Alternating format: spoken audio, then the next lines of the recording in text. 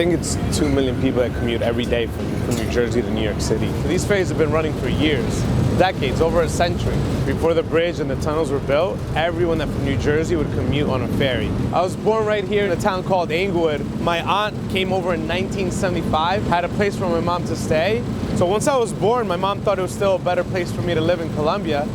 Lived there for a year and realized that actually wasn't the best place to raise a child at that time. So we came right back to the US. My mom worked really hard, cleaned houses every single day of the week. As a kid, I would go with her when I didn't have school. Embedded in my mind, embedded in my head. I have a little bit of an OCD problem. I keep my house extremely clean.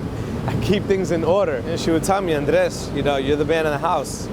I'm like, yeah, but I'm only 13. You know, it's just you and I. You have to go to work. And sometimes I do 8 to 12-hour shifts as a 13-year-old. The George Washington Bridge is a park, and I used to collect the fare.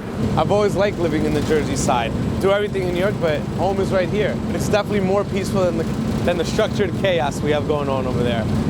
It seems to work. If you look at it, it's like it makes sense. Someone had the vision, like everyone. The developers came in and built all these luxury apartments. That's the view. That's the view you have every day. And the convenience, you're in Midtown Manhattan within minutes. We're gonna go in here. One of my biggest passions is relaxing and enjoying a nice cigar. Let's see what we can puff on. Let's take a look in there, see what they got. How are you, man? Pmg Nyc. My first World Cup that I remember watching, sitting down and paying attention to was the 1994 World Cup hosted here in the US. I started learning about different countries. Romania had this guy named Haji on their team. I was like, oh, where's Romania? And I remember my brother telling me, oh, well, here's the globe and let's look. Like, oh man, that'd be dope to go one day and travel. It's kind of interesting how life takes this circle. And since I've been in our industry, I've been to 23, maybe 25 countries. Sometimes you plan out the future and you're like, yo, one day I'm gonna buy a home, one day I'll get married, one day I'll have a kid, one day this, one day this. And I've done some of those things. But never were you like, oh, one day I'm going to own a company in Latin America and run a business. That was never in the playbook, and now it is. When we ran this office in Brazil, I pitched the business. The gentleman didn't want to do business with me because I didn't speak Portuguese. And I needed a little bit more Portuguese, and I came back and I got him to like me. You know, as long as you get people to like you, I can do the sale. Maybe I'm not gonna get along with every person as well as I get along with others, but as long as we can do business, that's what matters to me. I think at first I came off too salesy and I was trying to sell a product instead of building relationships. Once I learned that, the sales became normal also. I meet with a business owner, I'm just talking to them.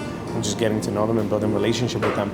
Just as I would as with, I'm building a relationship with someone that I meet at a cigar lounge. Can't say that the industry did not teach me anything.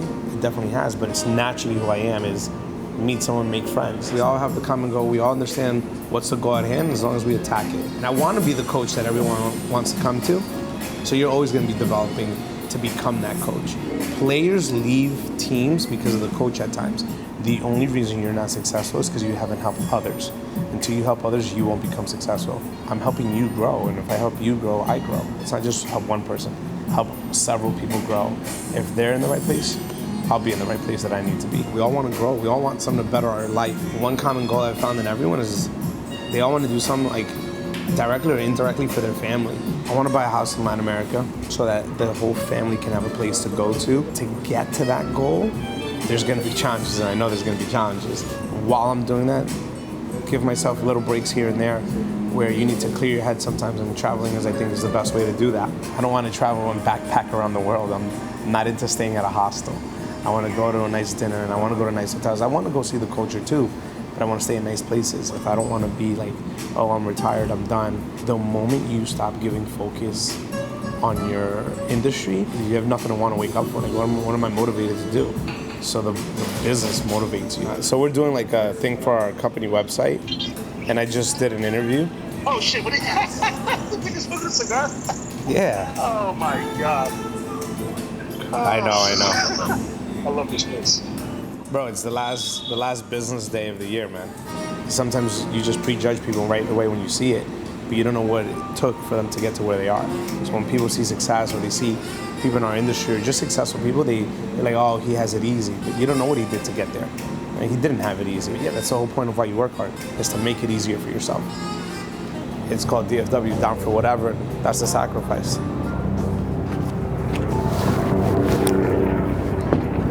Let's go. All right, morning guys. Morning.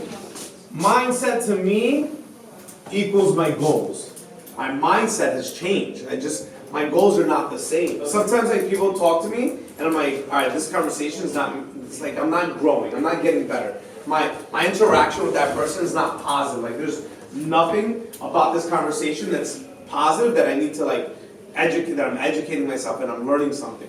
So I don't associate myself with certain people. I associate myself with something that is going to benefit me, meaning it's going to help me get better and get bigger and make more money and grow my organization. If not, I'm like, let's move on. I have a lot of friends already, so I'm not looking to like make more friends, but if I'm going to include people in my social network, is because I feel that I'm going to benefit from them and they're going to benefit from me. Like we're going to help each other out. How that happened was, well, work, right? Not only, unfortunately, I hate to say this, not only your age, but just coming into work every day and focusing on what the goal is and achieving my goal to achieve what I personally want out of life. Okay,